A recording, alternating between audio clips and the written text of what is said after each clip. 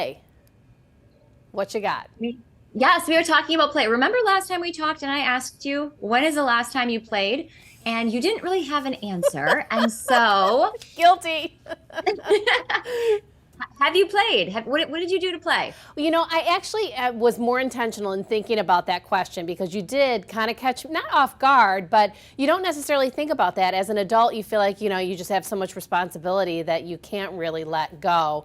But when I thought about it, I thought, well, gosh, I did play because I went to the wedding of a century last weekend. My best girlfriend from sixth grade got married, and it was a great celebration, but take away all the fanfare, and there was a lot of fanfare, let me tell you. The fact that I still have a friend from sixth grade that I can play with, it just warmed my heart. It made me appreciate that relationship so much more. Oh, I love that. And so this weekend where you weren't thinking about the bills you had to pay or what you had to do, how did it feel like in the moment during the weekend? And then how did it feel when you got back to, life and reality? Great question. When you're in the moment, because you're dressed up and you've really detached yourself from your routine and you kind of upped your game and you're in that moment, it felt amazing. I felt like a different person. I really did. I just felt free. And then, of Yes. course, when I came back to work, I didn't dread coming back to work at all. I love to work, but it made me appreciate the time off because really I took my first day off since I started this job. And so it really made me appreciate the moment. Good for you. And good for you. And take those days off, right? Like anything, we need to recharge so we can come back and be refreshed and ready to go. And you know what? You just really hit on why play is so important. It gives us lightness and freedom, and that helps us feel more joyful. And playing is also how we connect. Think about the friends you made on the playground in sixth grade, right? Or on the soccer team, or why at work team builders oftentimes include some components of play because it fosters connection. And as adults, everything we do is tied to some sort of purpose. We go to the doctor so that we can take care of our health. We pay our rent or our mortgage so we can have a home. We drive our kids to and from all of the things because we are responsible parents. But play, it's purposeless. You are doing something for no other reason than the fact that it brings you joy. And if everything that we do is tied to an outcome or an income or validation, we will never really be free. And so play has been shown to release endorphins, and those are hormones that trigger positive and happy feelings. It improves brain functionality. It helps us be more creative because when we're playing, we're in the moment and we're looking at possibilities of things. And it can even help to keep us young and energetic. And so what play at the core, what it does, it helps us reclaim the part of ourself that is light and fun, and it's that inner child. And so in the play zone, we get to let go of the to-do list, which is what you got to do this weekend. For sure. And, again, you kind of prepared me for it. So it made me more intentional about really appreciating that. But for those at home, what are some tips to incorporate more play into their lives? Yes. Well, first think about the last time you played or did something for the pure fun of it. And if the answer is I don't know, that's a sign.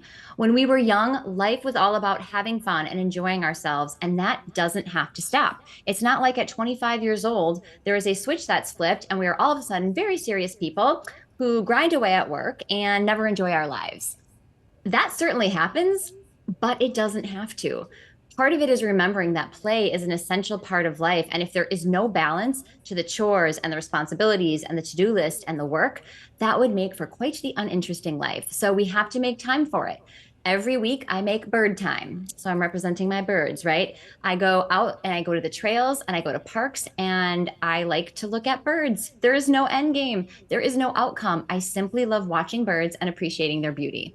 And so, for some ideas on ways to play, it can be in the form of sports, doing something physical. There's adult kickball leagues and bowling. And think about pickleball, isn't that like the fastest growing sport in America right now? And there's a reason for that, and it's because it's play. You can also do game nights, Monopoly, checkers, Yahtzee, puzzles, even video games.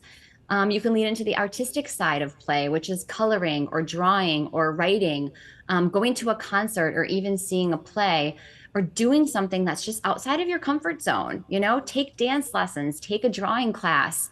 Have you heard of goat yoga? What? Wait, did you It's just yoga. say goat yoga? Yes, Girl. it's yoga. It's yoga where goats climb up on your back so that when you're in certain positions, you know, your back is straight. Look into it. I haven't done it, but I want to. So Okay. goat yoga. And when we stop playing, that's when we get stuck. We get stuck in our routines. We get stuck in the cycle of work, eat, pay bills, sleep, and repeat. So when you are tired, when you feel heavy, or you're just feeling blah, those are all signs that you need to add some play into your life. Heather, I have an important question for you. What about people who feel guilty for taking time for themselves and playing? Ooh.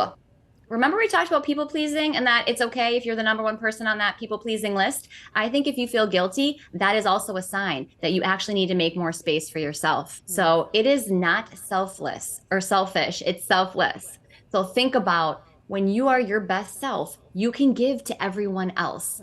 And so it's actually in everyone's best interest that you are the happiest person you can be. So you can be the best mom and the best teacher and the best, you know, peer or worker or coworker. And so taking care of yourself and leaning into things is never guilty. And society makes us think that, especially as women, there's all these other people that need us that we need to tend to. The number one person is yourself so that you can give everything you have because you're coming from a full cup. What is that quote? You cannot give from an empty cup. So when you're drained and you're not energized, you're giving something that isn't even fully you. And that's also not fair to the people around you. So put yourself first. Great advice, as always, Heather. And thank you for the wonderful reminder to play. I think it's so important and very valuable. I love playing with you, girl. I love playing with you too. I'll see you in a couple of weeks. There it is. You have to put yourself first. It's a great opportunity for you to really take advantage of your life. You only get one go around in this wheel. And so I invite you to be intentional and go out and play. Give yourself some joy in our Joy Corner. Thanks for joining us here, and of course, our girl, Heather Boschke.